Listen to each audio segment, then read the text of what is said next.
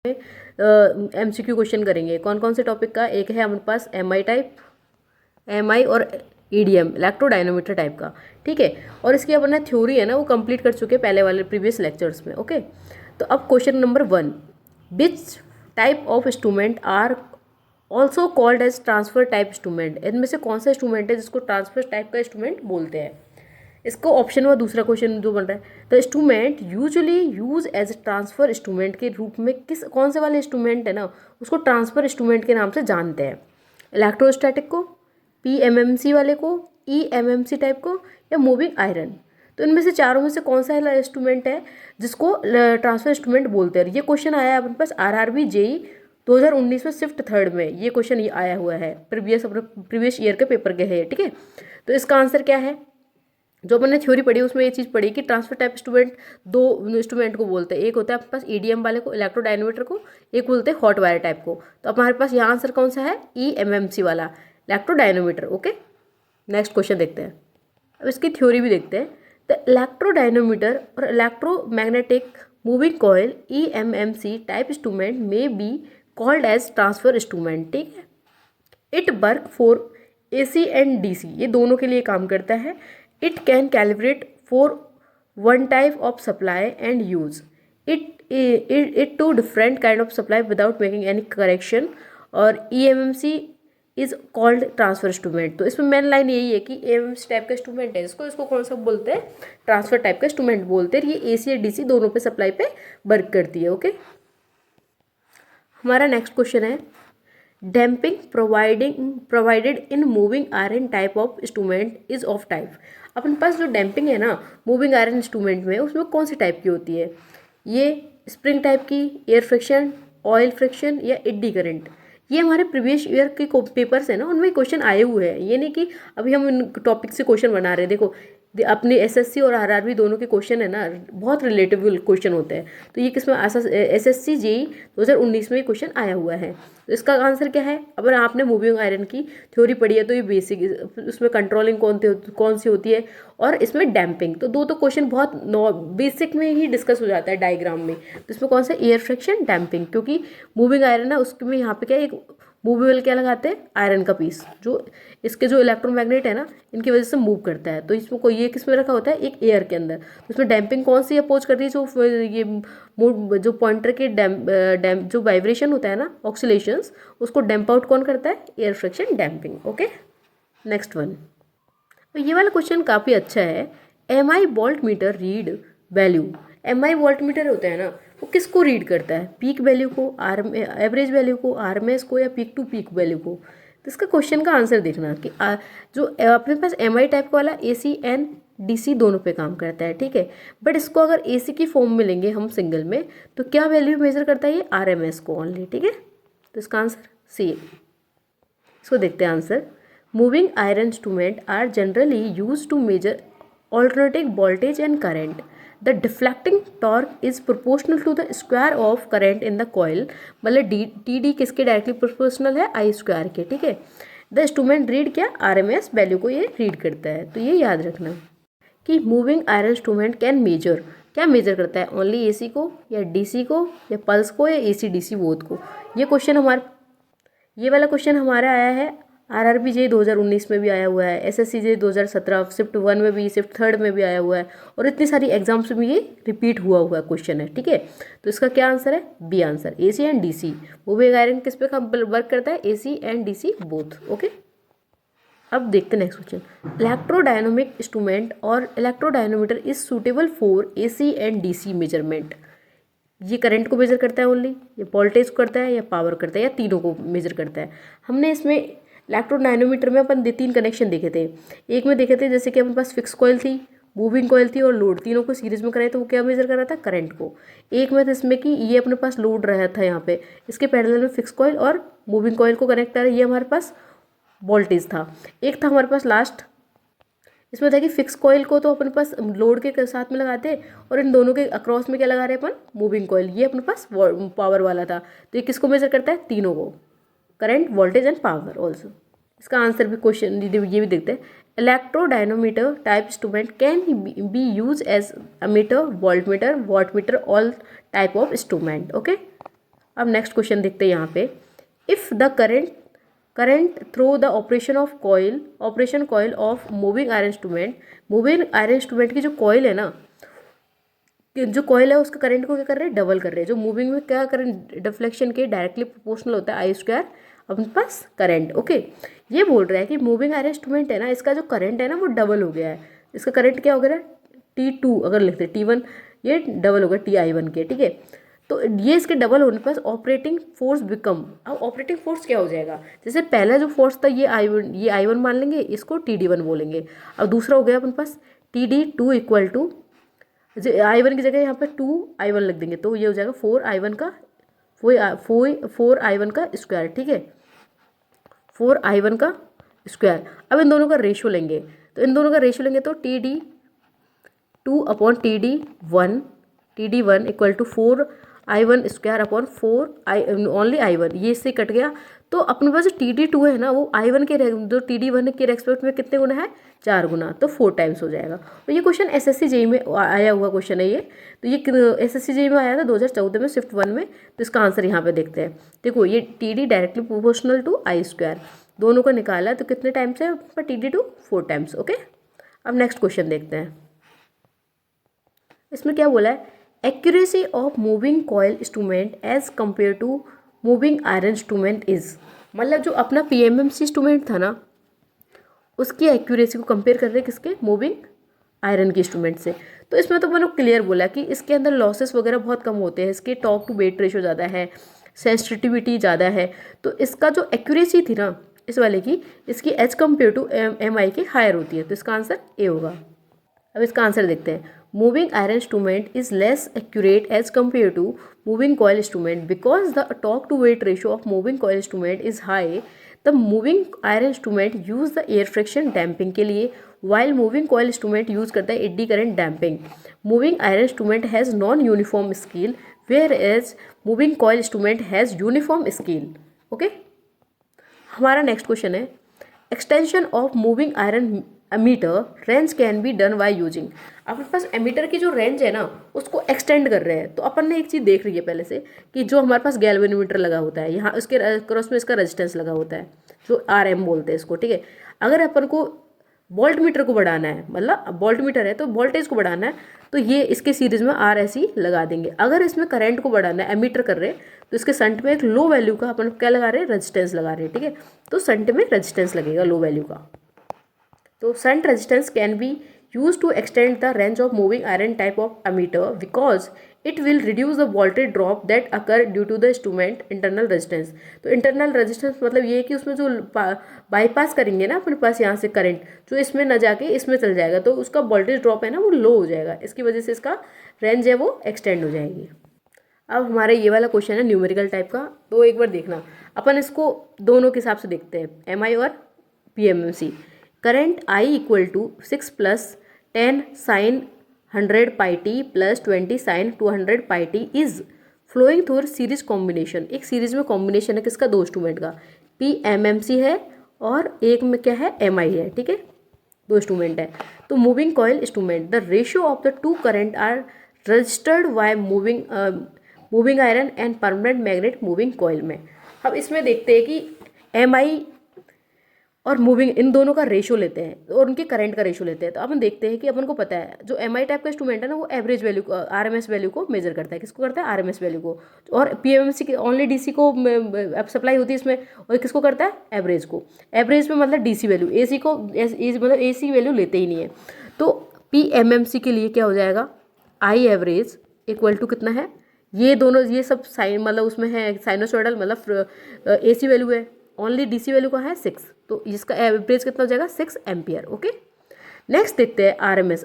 ये MI का लेंगे अपन RMS, तो इसमें देखते हैं कि MI का RMS लेंगे तो RMS का फॉर्मूला होता है I1, अगर DC है तो D1 DC का square plus IM minus √2 plus I2 upon √2 का स्क्वायर, ऐसे लेते हैं, ठीक है। तो अपन यहाँ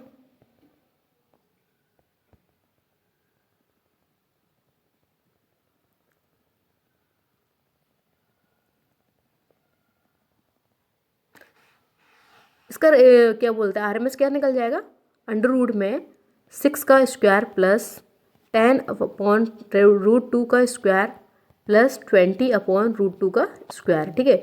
इसको हम कैलकुलेट कर लेंगे। तो यहाँ अपने आ गया 36 प्लस 100/2 एंड 400/2। इसको और सॉल्व करने के बाद इसका वैल्यू आएगा हमारे पास 16.91, ठीक है। ये अपने पास क्या आ गई, RMS वैल्यू। और अपने PMC की वैल्यू कितनी आई थी, 6, और MI की वैल्यू आई है 16.96। दोनों का रेशियो पूछा है, तो 16.91/6 तो कितनी बार जा रहा है, 2 पॉइंट अपने पास 12, तो ये हो जाएगा अपने पास 12 इधर कितना जाएगा, तो 91 पॉइंट इतना आ जाएगा 4। अब इसमें कितनी बार जा रहा है, इसमें जा रहा है 2, तो 882, तो इसमें जा रहा है C 2.82। इसको सॉल्व करने के बाद इसका आंसर आया है, ठीक है। देखो ये वाली कैलकुलेशन यहाँ से करी, इसमें PMC में DC वैल्यू निकाल ली, MI में अपने इसका RMS निकाल लिया, दोनों का रेशियो निकाला, तो इसका आंसर है 2.82। ओके, अब नेक्स्ट क्वेश्चन देखते हैं। Which of the following type of instrument does suffer from error due to magnetic hysteresis. कौन से अपने पास जो है इंस्ट्रूमेंट है जो मैग्नेटिक एरर हिस्टैरिसीस क्या बोलते हैं, सफ़र करते हैं। तो अपने पास एक चीज़ देखो, परमानेंट मैग्नेट होता है PMMC वाला, उसके अंदर तो परमानेंट मैग्नेट होते हैं, उसमें हिस्टैरिसीस लॉस होता ही नहीं है, उसमें ओनली एडी करंट होते हैं। तो ये तो नहीं करता, PMC नहीं करता। इंडक्शन वाला ये भी नहीं करता। अब हमारे पास बचे दो, कौन सा, इलेक्ट्रोडायनेमिक और मूविंग आयरन इंस्ट्रूमेंट। तो हमारे पास एक है मूविंग आयरन और इलेक्ट्रोडायनेमिक। तो इसमें से जो अपने पास एक इलेक्ट्रोस्टैटिक जो मैग्नेट होते हैं, इनके बीच में एक मूविंग आयरन लगाते हैं। मूविंग आयरन में कौन सा लॉस होता है, जब इसके पास यहाँ से फ्लक्स कटेंगे तो कौन सा लॉस इसमें होगा, इसमें होगा लॉस हिस्टैरिसीस लॉसेस, ठीक है। तो किस वाले में आएगा इसका आंसर, हिस्टैरिसीस लॉसेस। इसका आंसर भी देखते हैं। MI instrument suffer from error due to the magnetic hysteresis due to moving part in the instrument में मूविंग पार्ट की वजह से ये कौन सा सफ़र करता है, हिस्टैरिसीस लॉसेस। ओके, अब नेक्स्ट क्वेश्चन देखते हैं, जो RRB का पहले भी आ चुका है ये वाला क्वेश्चन। देखो, due to over damping the instrument will be become. अपना हमारा इंस्ट्रूमेंट ओवर डैम्पिंग हो गया है। तो हमने ये चीज़ जब उन पर डैम्पिंग पड़ी थी उसमें ये चीज़ देखा कि जब हमारे पास ईटा की वैल्यू ग्रेटर देन 1 होती है तो ओवर डैम्पिंग होती है। ओवर डैम्पिंग में हमारा सिग्नल डायरेक्ट ऐसे जल जाएगा, ऐसे सीधा, ठीक है, और सेचूरेट हो जाएगा। तो हमारा जो इंस्ट्रूमेंट होता है वो कैसे वर्क करता है, लेथर्जिक और स्लो वर्क करता है। और ये क्वेश्चन पहले प्रीवियस ईयर का है, 2014 में ये आया है अपने पास, सीनियर सेक्शन इंजीनियर बिलासपुर में RRB में ही। ओके, और इसका आंसर देखते हैं। Damping force is necessary to bring the pointer. Damping क्या करता है, उसको उसको पॉइंटर को रेस्ट में लाने का काम करता है। Otherwise the pointer will be oxalate. Any increase of damping, over damping will be make the instrument slow और लेथर्जिक। ओके, हमारा क्वेश्चन है ये, SSC JEE 2014 में आया हुआ है क्वेश्चन है। Moving iron instrument, the iron move in a direction to cause. अपने पास ये इलेक्ट्रोस्टैटिक इंस्ट्रूमेंट जो अपने पास मैग्नेट है ना, इनके बीच में एक जो अपने पास आयरन दे रहा है, आयरन पीस, जब इनमें सप्लाई करेंगे तो यहाँ पे एक इलेक्ट्रोमैग्नेट जनरेट होगा। तो यहाँ पे एक मैग्नेटिक फ्लक्स वगैरह जनरेट होगी इस सप्लाई यहाँ से प्रोवाइड करने पे। तो ये मूव करेगा इस एयर में, ठीक है। तो ये मूव एयर में फ्रीली कैसे मूव कर रहा है, अपन देखते हैं कि हमारे जो मैग्नेटिक फील्ड है ना उसको अपोज कौन करता है, रिलेक्टेंस। हमारे जैसे करंट को कौन अपोज करता है, रेजिस्टेंस अपोज करता है। अगर हमारे पाथ में रेजिस्टेंस की वैल्यू ज़्यादा है तो हमारा करंट क्या सीधा फ्लो हो जाएगा, नहीं होगा। क्या डिफ्लेक्शन आएगा, नहीं आएगा। सेम इसमें ही अगर ये मैग्नेट की बात कर रहे हैं, तो अगर इसमें मैग्नेटिक फील्ड जनरेट हो रही है ना, तो मैग्नेटिक फील्ड को अपोज कर रहा है रिलेक्टेंस। हमारा रिलेक्टेंस इस पाथ में अगर कम है, वैल्यू कम है, तो हमारा क्या डिफ्लेक्शन होगा मूविंग पार्ट में। तो इसमें क्या है answer, minimum reluctance path. Okay, तो ये क्वेश्चन हमारा RRB JEE 2019 में आया हुआ क्वेश्चन है। तो मतलब बहुत छोटे छोटे हमारे एग्जाम्स में क्वेश्चन बनते हैं, बट ये है कि हमें बेसिक पे ध्यान देना चाहिए साथ साथ पढ़ रहे हैं तो। RMS value is defined based on which of the following. RMS value किस चीज़ को बेस डिफाइन करता है, चार्ज ट्रांसफर को, वोल्टेज को, करंट को, या हीटिंग इफेक्ट को। किसको करता है, हीटिंग इफेक्ट को। ओके, और इसमें जो I²R जो अपने पास हीटिंग लॉसेस होती है वो किस में होती है, वैल्यूज RMS में होती है। ओके, हमारा नेक्स्ट क्वेश्चन है, विच of the following type of measuring instrument is use only for AC। इनमें से कौन सा इंस्ट्रूमेंट है जो AC के लिए काम करता है। और ये क्वेश्चन आया 2015 में, senior section engineer RRB। Okay, repulsion और ट्रैक्शन दोनों कौन से हैं अपने पास, एम आई टाइप की इंस्ट्रूमेंट है, उसके ही दो मतलब पार्ट है, रिपल्सन अट्रैक्शन। तो इसमें तो दोनों AC एंड DC दोनों काम करती है। सेकंड ये शेडेड पोल के टाइप में हमने कोई कुछ नहीं पढ़ा अभी तक। इलेक्ट्रोडायनोमीटर के बारे में पढ़ा हुआ है, ये भी किस पे वर्क करता है, AC एंड DC पे। तो इसका आंसर हम 3 क्वेश्चन एलिमिनेट होने के बाद चौथा क्वेश्चन हमारे पास पड़ा शेडेड पोल टाइप का इंस्ट्रूमेंट। ओके, और इस चीज़ को यहाँ देखते हैं। तो shaded pole type instrument is use only for AC system के लिए। These instrument use single winding to produce flux and these flux split into portion में। इसमें है कि इसमें दो बाइंडिंग जाएंगी इसमें, ठीक है, और बाइंडिंग वो फ्लक्स होता है वो 2 पोर्शन हो जाता है। तो उनकी फ्लक्स का क्या है, φ1 और φ2। दोनों फ्लक्स में जो एंगल बन रहा है वो कौन सा, फाई एंगल बन रहा है। और फ्लक्स होता है ना हमेशा करंट के प्रोपोर्शनल होता है, तो इसलिए दोनों को क्या लिख सकते हैं अपन, आई लिख सकते हैं सेम करंट पे। तो ये I² के इक्वल हो जाएगा। तो shaded pole instrument is best suited for AC system. Okay,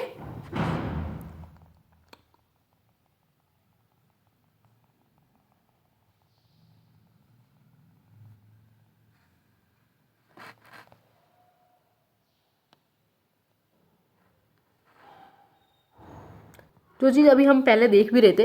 अब यहाँ पे क्वेश्चन क्या है, moving iron meter will operate on AC only, DC only, either AC या DC, या AC DC when rectifier is used. देखो सप्लाई तो at a time एक ही दी जाती है, बट AC और DC दोनों को यूज करते हैं अपन किसमें, मूविंग आयरन इंस्ट्रूमेंट में। इसका आंसर होगा अपना C नंबर, ये देख लो। Moving iron meter will operate on both either AC and DC circuit. It measure RMS value to measuring quantity. For moving iron meter deflecting torque is proportional to square of measuring quantity, जिससे कि अपने पास I² के। Okay, ये question आया हमारे पास RRB Bhopal 2014। Deflection torque can be produce by. Deflection torque किनके द्वारा प्रोड्यूस होता है, तो ग्रेविटी कंट्रोल है ना, स्प्रिंग कंट्रोल, ये तो कंट्रोल करने का काम करता है, TC का है, डिफ्लेक्शन का हो ही नहीं है। एयर फ्रिक्शन डैम्पिंग वाला पोर्शन है। तो मैग्नेटिक वाला है वो क्या है अपने पास, डिफ्लेक्शन टॉर्क को प्रोड्यूस करने का एक रीजन है। डिफ्लेक्शन टॉर्क को हम और कौन कौन से इफेक्ट से अपन क्या बोलते हैं प्रोड्यूस कर सकते हैं, ये कि हमारे पास magnetic field, electromagnetic field, chemical, electrodynamic, heating, electrostatic, ये सारे मेथड है इसको प्रोड्यूस करने के। अब हमारा नेक्स्ट क्वेश्चन है, जो इस क्वेश्चन का ध्यान रखना, ये आया हमारा 2015 में, अच्छा क्वेश्चन है। तो instrument transfer are normally use to extend the range of. जो ट्रांसफार्मर है ना हमारा, तो ट्रांसफार्मर के इंस्ट्रूमेंट की रेंज को एक्सटेंड करने के लिए क्या यूज करते हैं, तो हमारे जो ट्रांसफर होते हैं, जो हमारा मशीन पढ़ेंगे तो उसमें देखेंगे जो ट्रांसफार्मर होता है ना हमारा, तो ट्रांसफार्मर को हम बोलते हैं इंडक्शन टाइप का भी, इंडक्शन मोटर भी बोलते हैं, ठीक है, कि इसका जो बिहेवियर, इसका जो है ना वो कैरेक्टरिस्टिक कैसी है, इंडक्शन मोटर की तरह। तो इसमें जो इंस्ट्रूमेंट यूज करते हैं एक्सटेंड के लिए वो कौन सा है, इंडक्शन इंस्ट्रूमेंट। ओके, दिस इसका आंसर है। Instrument transfer are 2 type, potential and current transformer. These are use to extend the range of induction type of instrument के। ओके, इस वाले को हम डायनोमीटर को हमने देखा भी है कि इसमें जो वैल्यू मेजर होती है वो वोल्टेज भी होती है, करंट भी होती है और वॉट भी होती है, ठीक है। अब इसमें एक स्टैंडर्ड वैल्यू स्टैंडर्ड इंस्ट्रूमेंट द्वारा स्टैंडर्ड वैल्यूज को मेजर करते हैं। और इसका दूसरा नाम क्या है, जो हमने देखे कि ट्रांसफर टाइप इंस्ट्रूमेंट 2 इंस्ट्रूमेंट को बोलते हैं, एक तो अपना होता है इलेक्ट्रोडायनोमीटर को, सेकंड होता है हॉट वायर इंस्ट्रूमेंट को भी हम ट्रांसफर टाइप इंस्ट्रूमेंट बोलते हैं, ठीक है। तो इसका ऑप्शन है A correct, standard instrument and transfer type instrument. Okay, ये काफ़ी अच्छा क्वेश्चन है जो हमने पहले भी देखा है। इसका मतलब जो न्यूमेरिकल करा है, ए current of 10 + 5 sin ωt + 3 sin 2 ωt is measured using moving iron instrument, the reading will be. तो इनमें से रीडिंग क्या होगी, 8.82, 10.00, 10.82 या 12.75।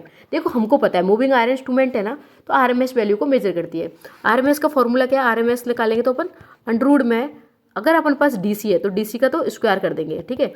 अगर अब कोई वैल्यू अपन RS वटर में है तो उसको IM अपॉन जो अपने पास जो पीक वैल्यू वाली अपॉन √2 का स्क्वायर, प्लस सेम ऐसे ही जो I2 होगा उसका √2 का स्क्वायर। तो इसको आप एक बार सॉल्व करके करें सब्सक्राइब। और अगर इसकी आपको PDF चाहिए तो टेलीग्राम की लिंक वीडियो की डिस्क्रिप्शन में दे रखी है, वहाँ जाके PDF को डाउनलोड कर लीजिए। And thank you so much.